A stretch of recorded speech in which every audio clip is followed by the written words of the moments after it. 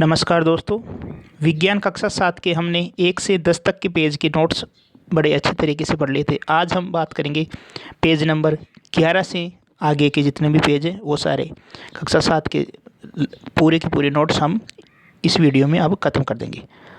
आप हमारे channel easy education से अगर पहली बार जुड़े हैं तो हमारे चैनल को लाइक, सब्सक्राइब और अपने यार मित्रों के साथ शेयर ज़रूर कीजिए।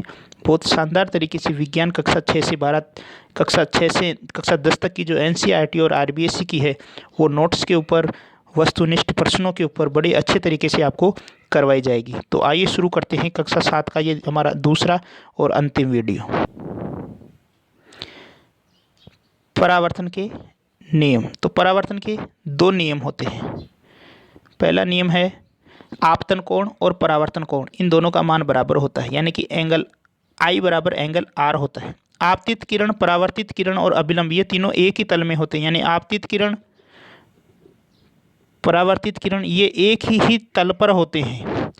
ये आपका अभिलंब है, एन से इसे डिनोट करते हैं। आगे बात करते हैं परावर्तन दो प्रकार का होता है। नियमित परावर्तन जो समतल सतह से होता है, समतल दर्पण इसके लिए आवश्यक है, चिकने और चमकीले पृष्ठों से ये होता है। और दूसरा है विसरित परावर्तन जिसके लिए खुरदरी सतह आवश्यक है, जैसे पुस्तक, मेज या अनियमित कोई भी सतह। छायादार पेड़ के नीचे छाया और कमरे में प्रकाश विसरित परावर्तन के कारण पहुंचता है। हम वस्तुओं को परावर्तन के कारण ही देख पाते हैं, परावर्तन के कारण हम वस्तुओं को देख पाते हैं। दो समांतर दर्पणों के मध्य रखी वस्तु के अनंत प्रतिबिंब बनते हैं। अगर हमें प्रतिबिंबों की संख्या यानी कि n निकालना है तो उसके लिए एक सूत्र है 360/, जितने डिग्री का कोण होता है यानी थीटा, ये मान निकाल करके 1 घटा दो तो प्रतिबिंबों की संख्या आ जाएगी।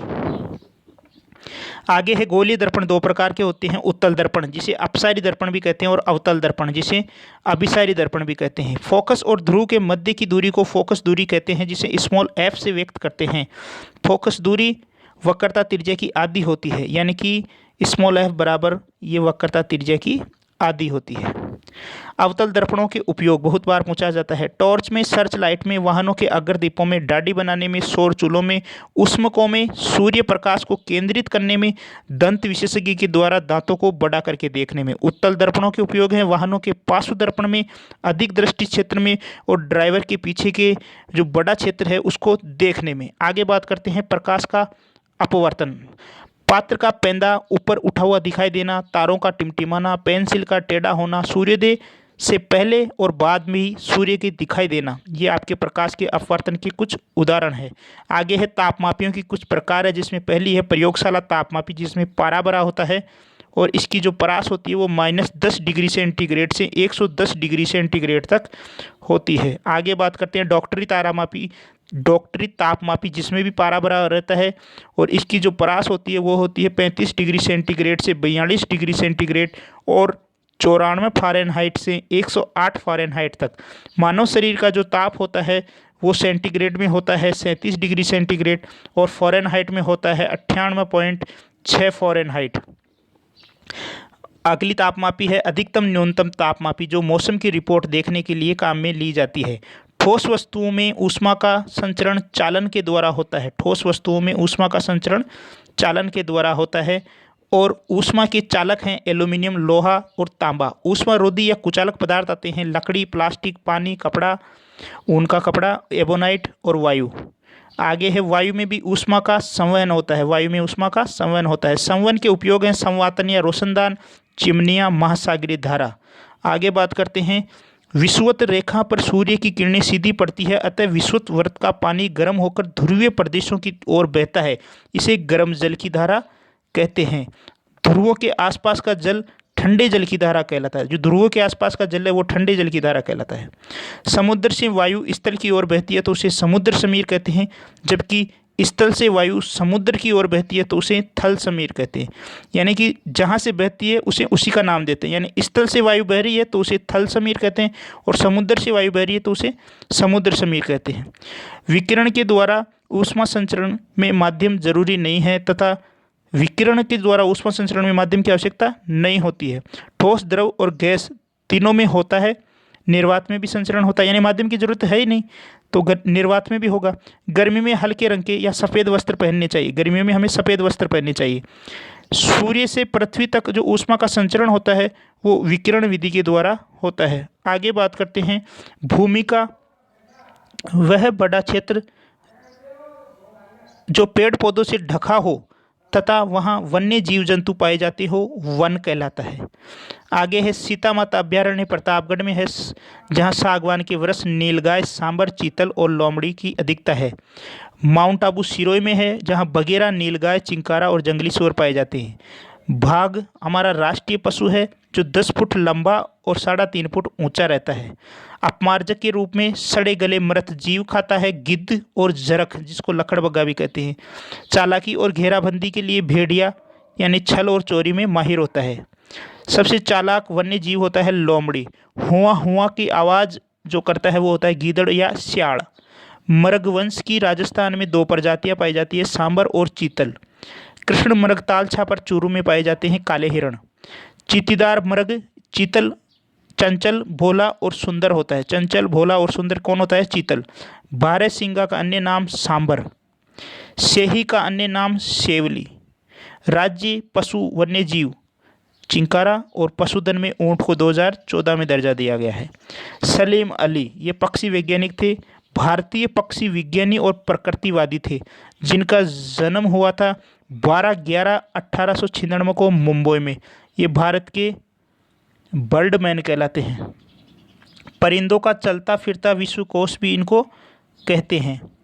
पद्म विभूषण प्राप्त है इनको, और इनकी एक पुस्तक थी the book of Indian birds, hand book of the birds of India and Pakistan, the fall of A sparrow. ये बहुत प्रसिद्ध पुस्तकें हैं।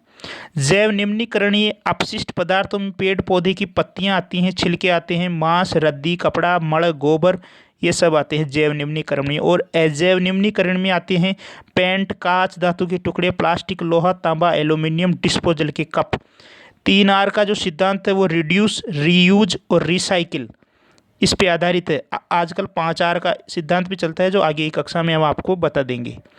कचरा प्रबंधन, जिसमें हरा, नीला और काला डिब्बा होता है। हरा डिब्बा जिसमें हरी पत्ते, छिलके, भोजन और जैविक अपशिष्ट होते हैं। नीले में होते हैं अजैविक अपशिष्ट, प्लास्टिक, कांच और चीनी के बर्तन। और काले में होते हैं विषैले दवाइयाँ, बैटरी, सेल, पेंट, सुई आदि। आगे अपन बात करते हैं सजीवों में जनन की जो विधियां हैं वो 4 प्रकार की होती है। पहली होती है कायिक जनन, जो आलू, ब्रायोफिलम, डहेलिया और गुलाब में पाई जाती है। बीज के अलावा अन्य भाग जैसे जड़, तना या पत्ती से इनमें जनक होता है, तो उसको कायिक जनन कहते हैं।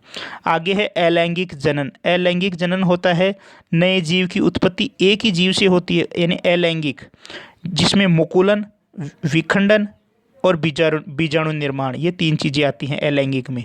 शैवाल, कवक, मांस और फर्न में अलैंगिक जनन होता है। म्यूकर में बीजाणु निर्माण होता है, जबकि स्पायरोगायरा में विखंडन के द्वारा अलैंगिक जनन होता है। आगे है लैंगिक जनन। पादप का जनन अंग इसमें पुष्प होता है। पुष्प रूपांतरित प्ररोह है। एकलिंगी और द्विलिंगी, ये 2 प्रकार के पुष्प हैं। एकलिंगी में आते हैं मक्का, पपीता और ककड़ी। द्विलिंगी में आते हैं सरसों, गुलाब, पिटूनिया और धतूरा। नर पुष्प में आते हैं पुंकेसर में परागकोश पाए जाते हैं। पुंकेसर में परागकोश पाए जाते हैं, जबकि मादा यानी स्त्री केसर में वर्तिका, वर्तिकाग्र और अंडाशय, ये तीनों पाए जाते हैं। मादा युग्मक यानी अंड निर्माण कहाँ होता है? बीजांड में होता है। आगे है अनिषेक जनन। ये 4 प्रकार हो गए हैं जनन की विधियों के। निषेचन के बाद अंडाशय फल में विकसित हो जाता है। प्रथम कृत्रिम उपग्रह था 1957 में स्पुतनिक फर्स्ट, जो रूस का था, 1957 में छोड़ा गया था। भारत का प्रथम कृत्रिम उपग्रह 10/4/1975 को आर्यभट्ट, जो रूस के सहयोग से छोड़ा गया था, 10/4/1975 को। भू स्तर उपग्रह पृथ्वी सतह से 36,000 किलोमीटर की ऊंचाई पर स्थित होते हैं। भू स्तर उपग्रह भूमध्य रेखीय कक्ष में चक्कर काटते हैं। ध्रुवीय उपग्रह एक दिन में 1-2 बार संपूर्ण पृथ्वी का अवलोकन कर लेते हैं। आगे बात करते हैं अस्थियों और उपास्थियों से मिलकर कंकाल तंत्र का निर्माण होता है। मानव कंकाल तंत्र के मुख्य 3 भाग होते हैं, जिसमें अक्षीय कंकाल, वक्षीय कंकाल, अनुबंधी कंकाल। अक्षीय कंकाल ये प्रश्नवाचक के जैसे आकार का होता है।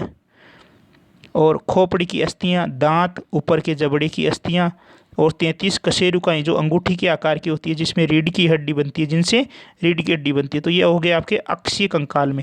वक्षीय कंकाल में पसलियाँ होती है जो 12 होती है और हॉकी स्टिक की जैसी होती है, यानी कि ऐसी होती है, जे की साइड या हॉकी स्टिक जैसी टोकरी नुमा होती है। पसलियों में हृदय फेफड़े सुरक्षित रहते हैं, यानी कि हृदय फेफड़े सुरक्षित कहाँ रहते हैं? पसलियों में। ये वक्षीय कंकाल के भाग हैं। आगे बात करते हैं अनुबंधी कंकाल में, जिसमें हाथ की और पैर की अस्थियाँ आती है। हाथ की अंश मेखला और श्रोणि मेखला होती है पैर की। बात करते हैं हाथ की अस्थियों की, तो ह्यूमरस होती है कोहनी और खंदे के बीच में, ये एक अस्थि होती है। ह्यूमरस का लंबा मध्य भाग शाफ्ट कहलाता है। रेडियो अल्ना, कलाई से कोहनी के बीच ये 2 अस्थियां होती है, रेडियो अल्ना कहलाती है। हाथ से बाहर रेडियस होता है, जबकि हाथ के अंदर होता है अल्ना। कलाई में 8 अस्थियां होती है, जिन्हें मणिबंधिका या कार्पल्स कहते हैं। हथेलियों में 5 होती है, 3 तो अंगुलियों में हो गई और 2 होती है अंगूठे में, यानी मेटाकार्पस। अंगुलियों में कुल 3 × 4 कितनी होगी? 12 अस्थियां होती है। आगे है पैर की अस्थियां। पैर की अस्थि होती है फीमर, जो शरीर की सबसे लंबी और मजबूत अस्थि होती है। फीमर पैर की अस्थि होती है। इसका निचला सिरा टिबिया फिबुला से और ऊपरा सिरा कूल्हे से जुड़ा रहता है। टिबिया फिबुला में 2 अस्थियां रहती है, टिबिया और फिबुला। टिबिया अंदर की तरफ होता है, जबकि फिबुला बाहर की तरफ होता है। टखना में 7 अस्थियां होती है, जिसे मेटाटार्सल्स कहते हैं और इनसे एडी का निर्माण होता है। तलवे में 5 अस्थियां होती है, जिन्हें प्रपदिकाएँ कहते हैं। अंगुलियां में होती है 3 × 4 वही 12। अंगूठे में 1 × 2 यानी कि 2 अस्थियां होती हैं। आगे अपन बात करते हैं कंधे की अस्थि अंश मेखला कहलाती है। कंधे की जो अस्थि है वो अंश मेखला कहलाती है और कुल्ले की जो अस्थि है वो श्रोणि मेखला कहलाती है। शरीर की संधियां 2 प्रकार की रहती है, चल और अचल। चल संधियां जो अस्थियों को गति प्रदान करती है, जैसे घुटना, टखना, गर्दन, कोहनी। अचल में होती है शरीर के कोमल अंगों की सुरक्षा करती है, जैसे खोपड़ी और वक्ष। प्रमुख चल संधियों में आती है कंदूक खल्लिका संधि, जो गोल सिरे वाली अस्थि होती है और आसानी से सभी दिशाओं में घूम सकती है, जैसे ह्यूमरस हाथ की और पैर की होगी फीमर। कोर संधि होती है कोहनी और घुटने की संधि। धुराग्र संधि होती है खोपड़ी का निचला भाग। धुराग्र यानी जो आधी घूमती है, जैसे अपनी खोपड़ी आधी घूमती है। आगे बात करते हैं अस्थियों में गति मांसपेशियों की संकुचन या फैलाव से होती है। जयपुर फुट या जयपुर लेग। एसएमएस के डॉक्टर पीके सेठी ने श्री रामचंद्र शर्मा को सुझाव दिया था।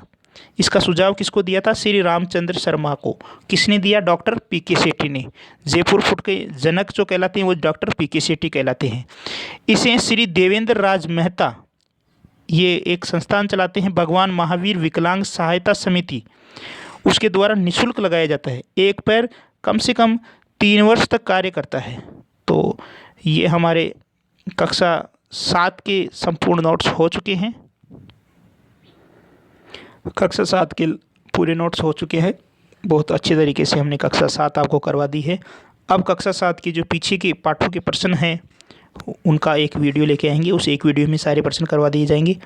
फिर कक्षा 8 को स्टार्ट करेंगे, फिर कक्षा 9 और फिर कक्षा 10। इस तरह से आपकी विज्ञान कुछ समय में कंप्लीट हो जाएगी। आपसे बस यही अनुरोध है कि हमारे चैनल को लाइक, शेयर और हमारे चैनल को सब्सक्राइब भी ज़रूर कीजिए। अपने दोस्तों को भी बताइए ताकि उनको भी बेहतरीन ये जो जितनी भी गाइडें आती हैं उनसे आपको ये नोट्स बहुत बेहतर हैं, इसका हम आपको विश्वास दिलाते हैं। धन्यवाद।